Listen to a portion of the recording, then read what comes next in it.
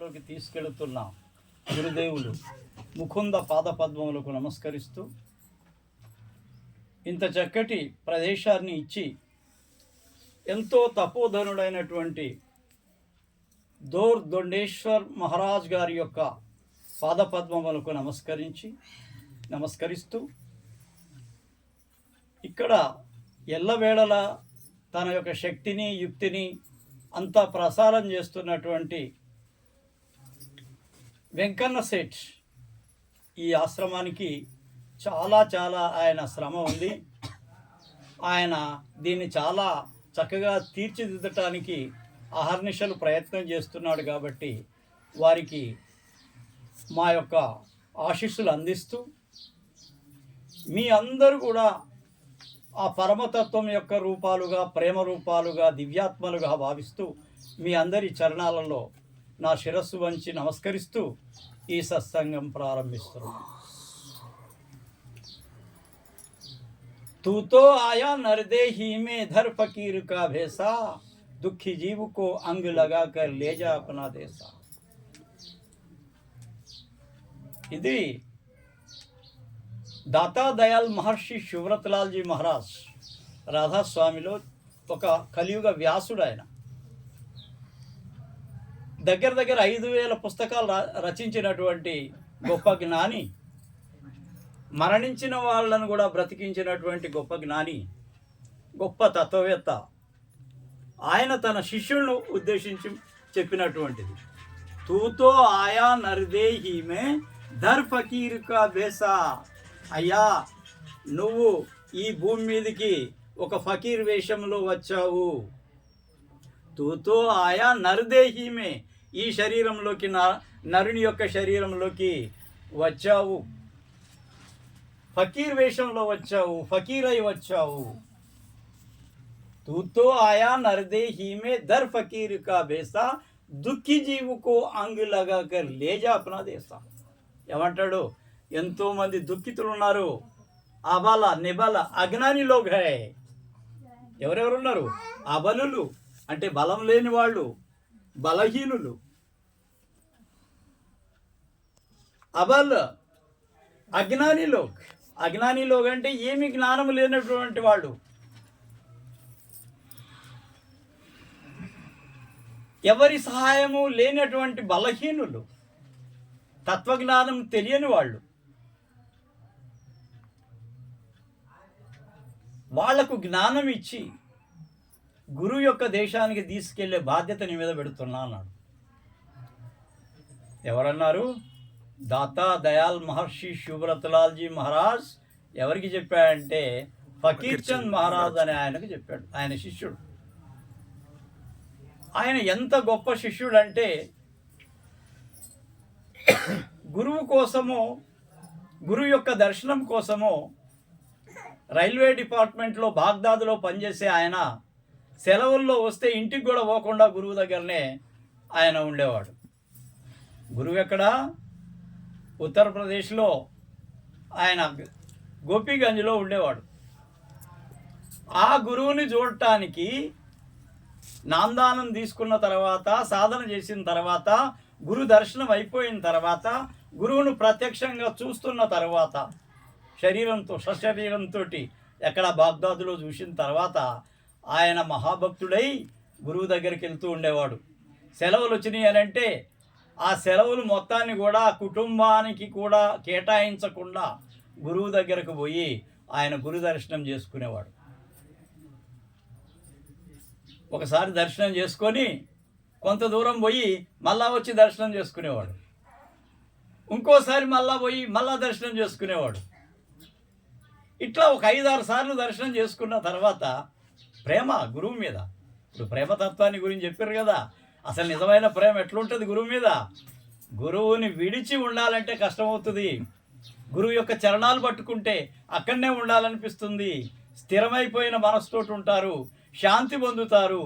కాబట్టి 5-6 సార్లు ఆయన వచ్చి ఆయన నమస్కారం చేసేది, పాదాలు పట్టుకునేది. అయితే ఆయన ఒకసారి కోపం వచ్చి ఏమన్నా అంటే, గురువు దాతా దయాల్ మహర్షి శివరత్లాల్జీ మహారాజ్ ఏమన్నా అంటే, క్యా ఫకీర్ తు పాగల్ హోగే, అయ్యా నువ్వు పాగల్ అయిపోయినావు, అసలు నెత్తి నీకు పని చేయట్లే, ఎన్నిసార్లు దర్శనం చేసుకుంటావు, ఎన్నిసార్లు దర్శనం చేసుకుంటావు నువ్వు? ఒకసారి వచ్చినావు, 2 సార్లు వచ్చినావు, 3 సార్లు వచ్చినావు, ఎన్నిసార్లు దర్శనం చేసుకుంటావు? మహారాజ్ ఆప్కి ప్రేమ్ హై, మై నై జా సక్తా హూ దూర్. ఏమంటుండే మహారాజ్, మీ దర్శనం తర్వాత నేను దూరం పోవాలని నాకు అనిపించట్లేదు మహారాజ్. అన్ని రోజులు ఉన్న తర్వాత కూడా మళ్ళా డ్యూటీకి పోవాలంటే గురువుని విడిచిపోవడానికి అంత కష్టమవుతుండే. అక్కడేమన్నా బాగ్దాద్లో అక్కడ దీంట్లో సునామ్ స్టేషన్లో ఉంటుండే, బాగ్దాద్లో ఆయన రైల్వే స్టేషన్లో.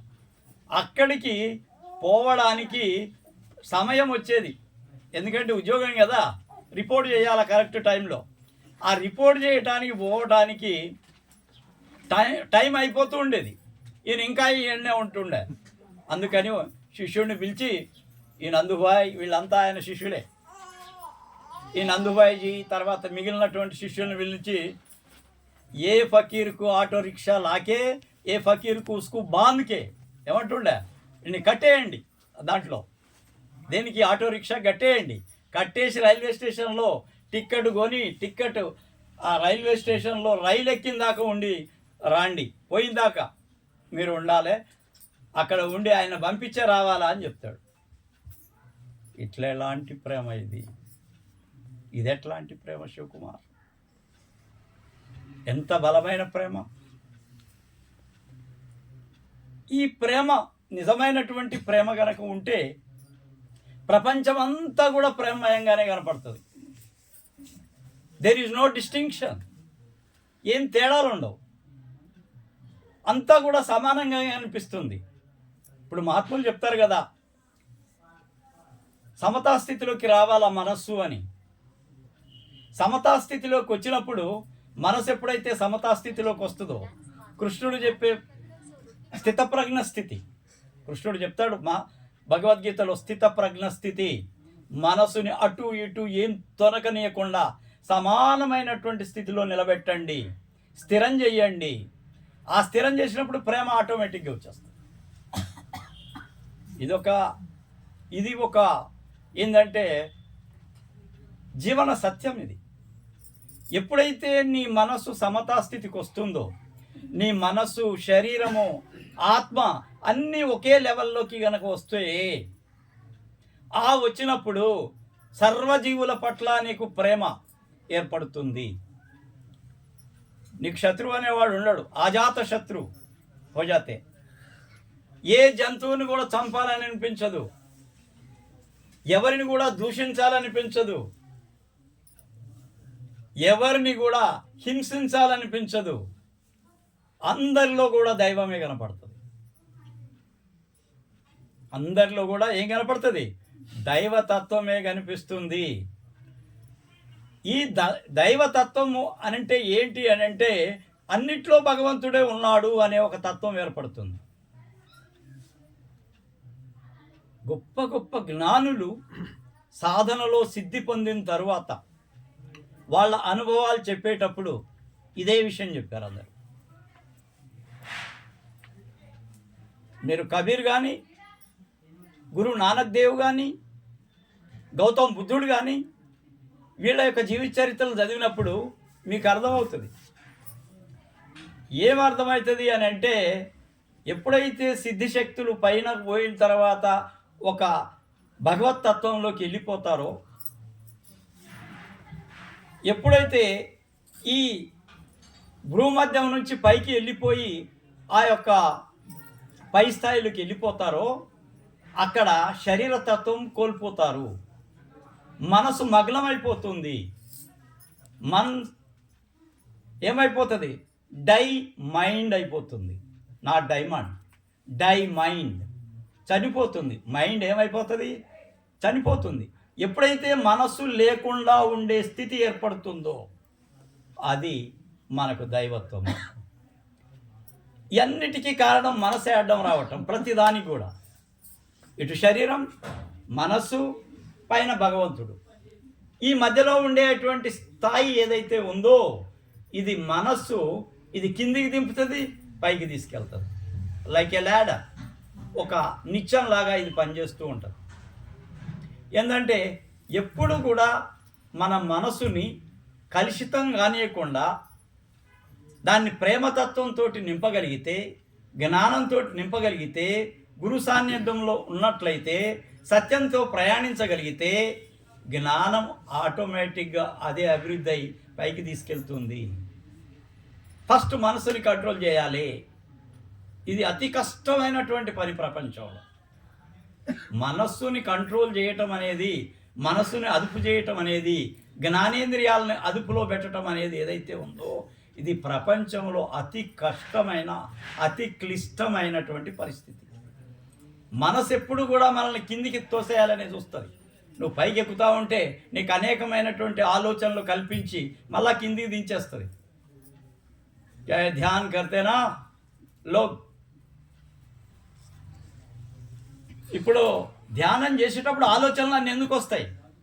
వై ఎందుకు వస్తాయి ఆలోచనలు అంటే మనస్సు నిన్ను స్థిరంగా ఉంచటం కోసము అది దాని పని అది చేస్తూ ఉంటుంది. ఆ యాక్టివిటీ లైక్ దట్. ఆ యాక్టివిటీ ఎప్పుడు ఏం చేస్తుందంటే నిన్ను ఒక స్థిరంగా ఉంచకుండా కిందికో మీదికో ఆలోచనలు చేస్తూ ఉంటుంది. పోతే భవిష్యత్తులోకి పోతుంది, లేకపోతే ఏమైనా గతంలోకి తీసుకుపోతుంది. గతం లేకపోతే భవిష్యత్తు. స్థిరంగా ఉండటం, ఈ స్థాయిలోనే ఇక్కడే ఇప్పుడే ఉండటం అనే దాన్నే ధ్యానం అంటారు. ధ్యానం అంటే ఏమో పెద్దగా ఇది కాదు. ఇప్పుడు ఇక్కడ నువ్వు ఇక్కడనే ఉండాలా. అక్కడ నీకు గతం ఆలోచన లేవు, భవిష్యత్తు ఆలోచన లేవు. ఈ స్థితిలోకి రావడానికి చేసే ప్రయత్నమే ఈ సత్సంగం కానీ మరి ఏదైనా సరే. ఈ సత్సంగం ఎందుకు చేయాలి? మనం మనస్సును స్థిరం చేయటం కోసం, భగవంతుని యొక్క అన్వేషణ కోసం, ఆనందమైన జీవితం కోసం, చాలా చక్కగా జీవనాన్ని సత్యం వైపు నడవటం కోసం. అది కూడా ఎప్పుడైతే సత్యం వైపు నడవాలనుకుంటావో అనేకమైనటువంటి కష్టాలు వస్తాయి. ఎప్పుడైతే ధ్యానం చేసేటప్పుడు మీకు ఆలోచనలు ఎట్లయితే వస్తుంటాయో, మీరు సత్యం వైపు నడిచేటప్పుడు కూడా అదే సమస్య, అనేకమైన కష్టాలు. ఒక సత్యం కోసం హరిశ్చంద్రుడు ఎన్ని కష్టాలు పడ్డాడో మీ అందరికీ తెలుసు. ఒకే సత్యం కోసం నానా రకాల బాధలు పెట్టాడు విశ్వామిత్రుడు. నక్షత్రకుడు అనేవాడిని ఒకడు పంపాడు అన్నమాట. వాడు ప్రతిసారి డిస్టర్బ్ చేయాలి హరిశ్చంద్రుడిని. ఎప్పుడు ఇస్తావు, ఎప్పుడు ఇస్తావు, ఎప్పుడు ఇస్తావు అని. అయ్యా ఇస్తున్నా కదా. కాటి కాపరి వేషం కూడా వేశాడు. ఆ జీవితం కూడా గడిపాడు హరిశ్చంద్రుడు. ఎందుకు? కేవలం ఒక సత్యం కోసం. ఈ సత్యం వెంబడ పోయేటప్పుడు కష్టాలు ఉంటాయి, కానీ దీని యొక్క ఫలితం మాత్రం చాలా అమృతం. దీని యొక్క ఫలితం సత్యంతో నడిస్తే అమృతం వైపు వెళ్తాము. మృత్యోర్మ అమృతంగమయ ఏమంటారు? మృత్యోర్మ అమృతంగమయ అంటే అర్థమైంది. మృత్యువు నుంచి అమృతం వైపు అంటే ఎప్పుడూ కూడా చావు లేనటువంటి స్థితి వైపు వెళ్ళు. మృత్యువు నుంచి మరణం లేని స్థితికి వెళ్ళు అంటే దాని అర్థమైంది. మరణించటం శరీరానికే, ఆత్మకు లేదు కదా. మరి ఇంకా చావడం గురించి చెప్తాడేంటి? చావడం గురించి అంటే మళ్ళా ఇంకో మానవ జన్మ తీసుకోకుండా కేవలం పరమాత్మలో లయమైపోవడము. దీన్నే అమృతత్వము అని అంటారు. దీన్ని ఏమంటారు? అమృతత్వము. Eternity in English. ఎటర్నిటీ కాకుండా అనేకమైనటువంటి యోనులు మార్చుకుంటూ పోతూ ఉంటే నువ్వు ఎన్ని సంవత్సరాలు, ఎన్ని జన్మలు తీసుకున్నా కానీ నీకు శాంతి, సుఖము, ఆనందము అనేవి ఉండవు. కష్టాలే కష్టాలు. ఇప్పుడు ఈ జన్మలో మనం ఒక మామూలు ఉద్యోగస్తుడిగా ఉంటే మరో జన్మలో పెద్ద కోటీశ్వరుడో చక్రవర్తి అవుతావు అనుకో. నీకు హాత్ కడి ఏది ఏం పడ్డాయి? నీకు ఇనప కడ్డీలు ఏవైతే ఉంటాయో, హాత్ కడి ఉంటాయో, ఇనుప సంఖ్యలు ఏవైతే ఉంటాయో అవి బంగారు సంఖ్యలుగా మారుతాయి. అంతే. సంఖ్యలు సంఖ్యలే. వింటున్నారా? సంఖ్యలు సంఖ్యలే. ఈ జన్మరాహిత్యం గురించి మనం ఆలోచన చేయాలి. ఎంతసేపు నువ్వు ఎంత మంచి సత్కార్యాలు చేసినప్పటికీ కూడా, ఎన్ని మంచి పనులు చేసినప్పటికి కూడా నువ్వు స్వర్గంలో కొన్ని రోజుల నుండి మళ్ళా భూమి మీదకే రావాలని మహాత్ములు అందరూ చెప్తారు. ఇది హిందూ సంస్కృతిలో, హిందూ జీవన విధానంలో ఇందు ఆత్మిక విషయాలలో వాళ్ళు చెప్పేది ఏంటంటే, అయ్యా కొన్ని రోజులు మంచి పని చేసి చాలా గొప్ప విషయాలు చేసి ప్రజలకు ఎంతో సౌకర్యాలు కల్పిస్తే నీకు దొరికేది స్వర్గము అని అంటారు. స్వర్గం అంటే ఏంది? స్వర్గం అంటే ఏమో కాదు, అది కొన్ని రోజులు నువ్వు చేసినటువంటి పుణ్యాన్ని ఖర్చు పెట్టుకోవటానికి పోయే, సుఖంగా జీవించటానికి, ఆత్మరూపంలో సూక్ష్మ రూపంలో ఉండి జీవించటానికి చేసేటువంటి ఒక కల్పనే స్వర్గం. స్వర్గానికి చాలామంది అడిగారు ఈ విషయం, స్వర్గం అనేది నిజంగా ఉంటుందా? అసలు స్వర్గం అనేది అక్కడంతా దేవతలు అంతా ఇంద్రుడు వీళ్ళంతా ఉంటారా? మరి నరకం అనేది కూడా ఉందా? ఇది పెద్ద ప్రశ్న. ఈ ప్రశ్నకు జవాబు ఏం చెప్పారంటే, యేసుక్రీస్తు కూడా ఒక విషయం అంటాడు. నువ్వు స్వర్గం స్వర్గం అంటావు కదా, ప్రతిసారి ఆయన ఏందంటారు, మీకు స్వర్గంలో ఆ దేవుని సాన్నిధ్యంలోకి వెళ్తారు, మీరు ధ్యానించండి, మీరు తట్టండి, తలుపు తెరుచుకుంటుంది అంటాడు. ఏంటంటే తలుపు తెరుచుకోవటం, ధ్యానించటం ఇదంతా ఏంటంటే, ఎప్పుడైతే సమయం లేకుండా ఉండే స్థితి ఉంటుందో అదే స్వర్గం. There is no time there. అక్కడ సమయం అనేది లేదు. సమయం లేదు అంటే ఎట్లా చెప్తాం మనం సమయం లేదని? నువ్వు భూమి మీద ఉంటే గడియారం ఉంది, సమయం చూసుకుంటావు. మహా ఆనందంలో ఉంటావు అనుకో, భూమి మీదే ఉన్నావు, మహా ఆనందంలో ఉన్నావు. ఒక క్రికెటర్ 6 కొట్టాడు గ్రౌండ్లో, అందరు కేరింతలు కొడుతూ ఉంటారు, అందరు ఆనందంగా చేతులు ఎత్తుతూ ఉంటారు, ఆయన్ని ప్రశంసిస్తూ ఉంటారు. ఆ టైంలో అతనికి టైం తెలియదు. వింటున్నారా? There is no time division there. ఎందుకు? వాడు ఆనందంతో మైమర్చిపోయి ఆ స్థితిలోకి వెళ్ళిపోయాడు. ఈ ధ్యానంలో కూడా జరిగేది అదే. ఈ ధ్యానంలో కూడా జరిగేది అదే. నిన్ను నువ్వు మర్చిపోయి శరీర ధ్యాస వదిలిపెట్టి మనసు కూడా చచ్చిపోయి ఉండి కేవలం ఆ స్థితిలో గనక ఉన్నట్లయితే, ఆ స్థాయిలో గనక ఉన్నట్లయితే, there is no time. That is called eternity. దాన్నే ఏమంటాం? శాశ్వతత్వము, అమృతత్వము అని అంటాం. ఇది సాధించడం కోసమే గురువులు భూమి మీదకి వచ్చేది. ఏ గురువైనా సరే, ఏ ఆధ్యాత్మిక చింతనాపరుడైనా వాళ్ళు వచ్చేది ఏదో 10 మందికి మేలు చేసిపోదామనే వస్తారు. వాళ్ళు ఏదో డబ్బులు దాచుకుందాం, ఆశ్రమాలు కట్టుకుందాం, అవి చేద్దాం, ఇవి చేద్దాం అంటే దాంట్లోనే స్వార్థం ఇమిడిపోతుంది. ఇది చాలా పెద్ద డేంజర్ కథ. ఏంటంటే పెద్ద పెద్ద ఆశ్రమాలు కట్టేవాళ్ళని చూస్తుంటాం మనం. ఆ ఆశ్రమాలు పోయేటప్పుడు కూడా ఆ ఆశ్రమం మీదే ఉంటుంది ఆయన ధ్యాస. మళ్ళా और एक जन्म लेने पड़ेगा, क्या करे जब? ఇన్ని రోజుల నుంచి నువ్వు చేసిన ధ్యానం ఏమైపోయా? ఆఖరికి ఆశ్రమం ఎట్లుందో అది ఏమైపోయిందో అని చచ్చిపోయేటప్పుడు కనుక ఆ ధ్యాస ఉంటే और एक जन्म लेना पड़ेगा. అందుకనే మహాత్ములు ఏం చెప్పారు? చాలా జాగ్రత్తగా ఉండాలయ్యా. నువ్వు పైకి ఎక్కే కొద్దీ జారిపోతావు కిందకి. జారకూడదు, జారితే కింద పడతావు. ఇప్పుడు మామూలుగా ఉంటే ఏం కాదు, కానీ సాధనలో కనుక పైకి పోయి కింద పడ్డావు అనుకో, మళ్ళా లేవటం కష్టం. అంత గొప్ప విశ్వామిత్రుడు తపోధని, అంత గొప్పవాడు కూడా మేనక సౌందర్యంలో పడిపోయాడు. ఎక్కడో బ్రహ్మర్షి కావాల్సినోడు మామూలు ఋషి అయిపోయాడు. ఆమెతోటి పిల్లలను కూడా కన్నాడు. ఆ తర్వాత తెలివి వచ్చింది. ఏం తెలివి వచ్చింది? అయ్యయ్యో నేను పడిపోయింది కదా, ఇన్ని రోజులు నా తపస్సు వృధా అయిపోయింది కదా, మరి ఇప్పుడు ఎట్లా అని మళ్ళా తపస్సు మొదలుపెట్టాడు. అంటే పైకి ఎక్కే కొద్దీ కష్టాలు ఎక్కువగా ఉంటాయి. సత్యంతో ప్రయాణించేటప్పుడు కష్టాలు ఎక్కువగా ఉంటాయి. ధ్యాన స్థితిలోకి పోయినప్పుడు ఆలోచనలు కూడా ఎక్కువగానే ఉంటాయి.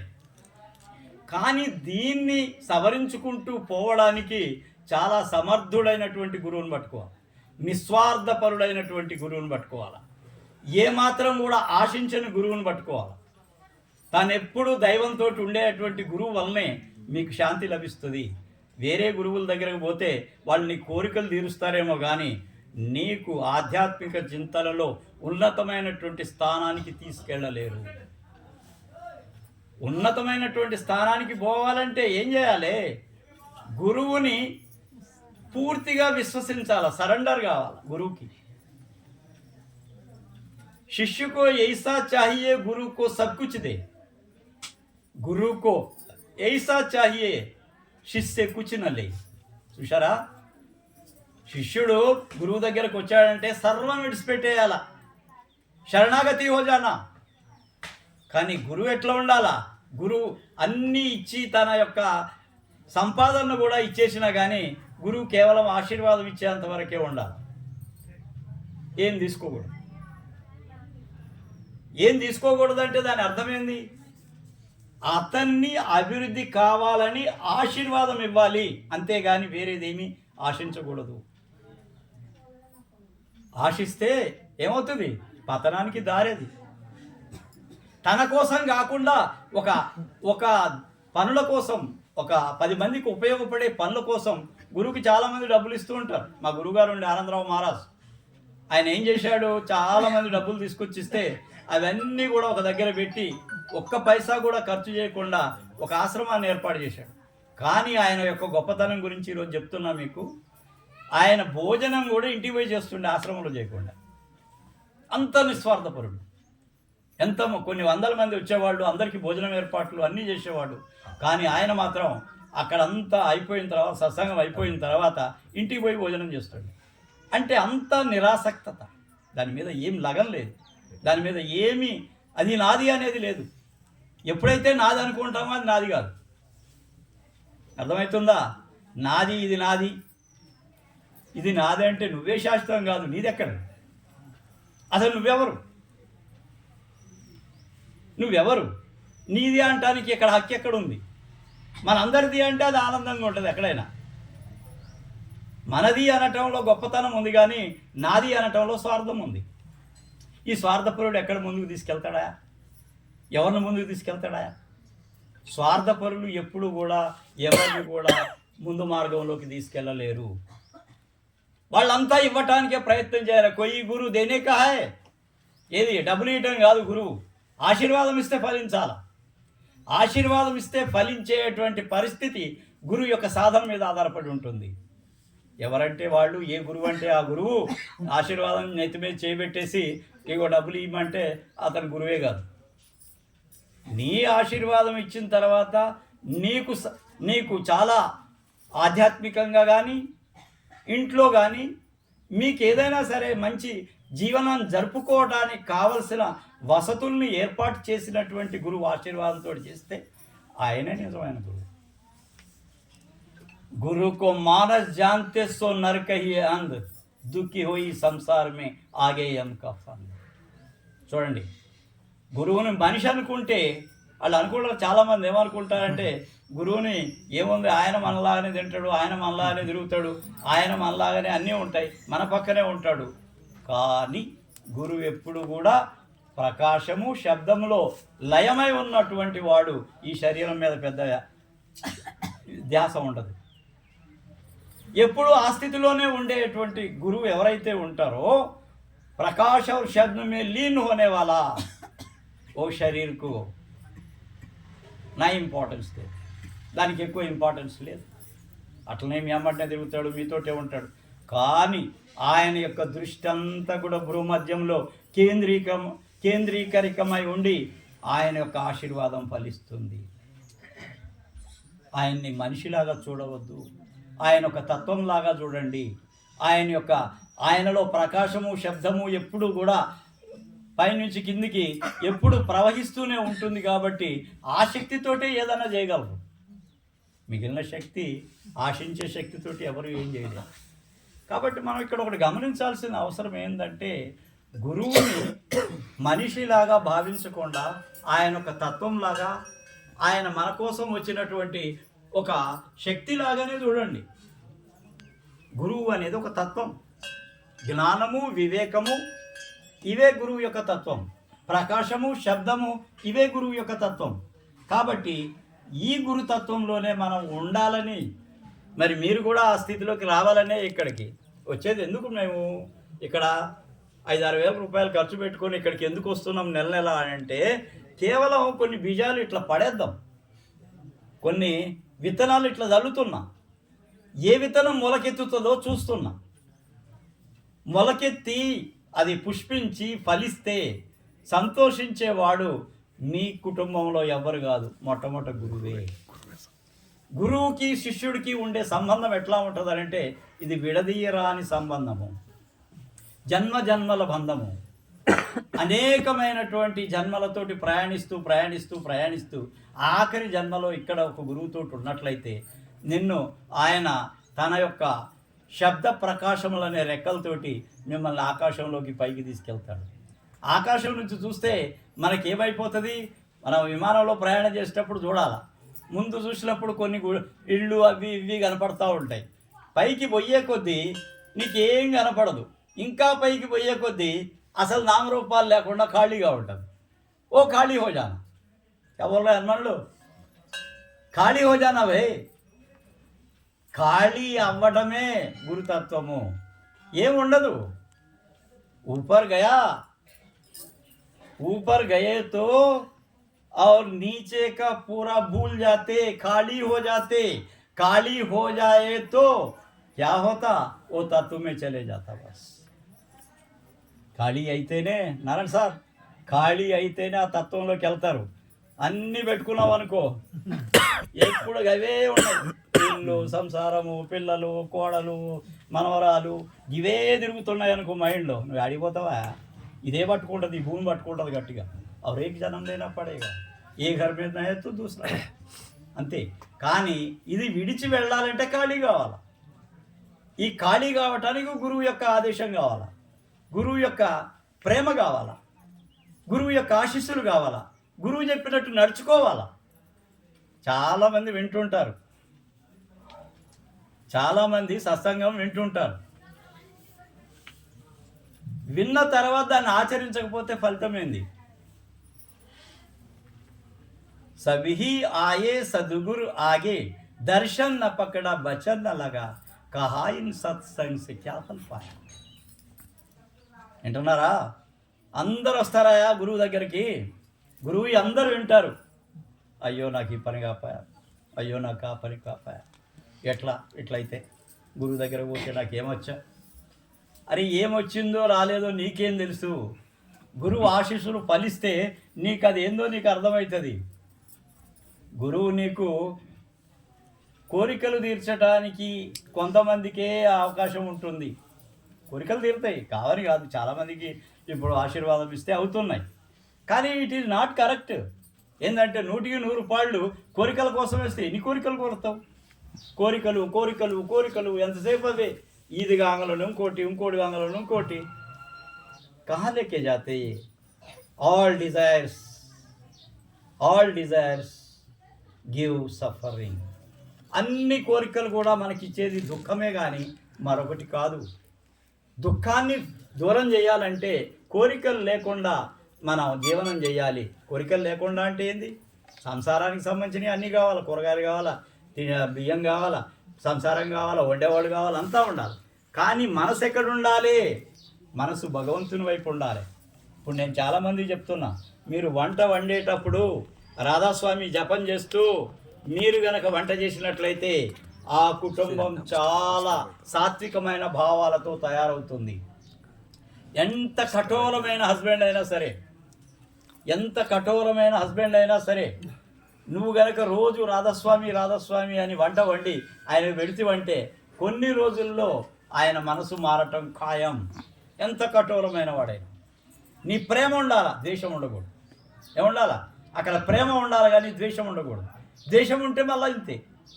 ప్రేమతోటి నువ్వు ఆయన చెడ్డవాడైనప్పటికి కూడా, చాలా కష్టపెడుతున్నప్పటికి కూడా నువ్వు ప్రేమతోటే రాధాస్వామి చెప్తూ గనక వంట వండి ఆయనకు వడ్డిస్తే ఆ నీ యొక్క మంచి భావం ఏదైతే ఉందో, గురుస్మరణ ఏదైతే ఉందో అది అతను మనసును కరిగిస్తుంది. కాబట్టి మనం చేయాల్సింది ఏంది? ఎప్పుడు కూడా గురువుని ధ్యానిస్తూ ఉండండి, గురువు చెప్పింది ఆచరించండి, గురువుతో ప్రయాణం చేయండి.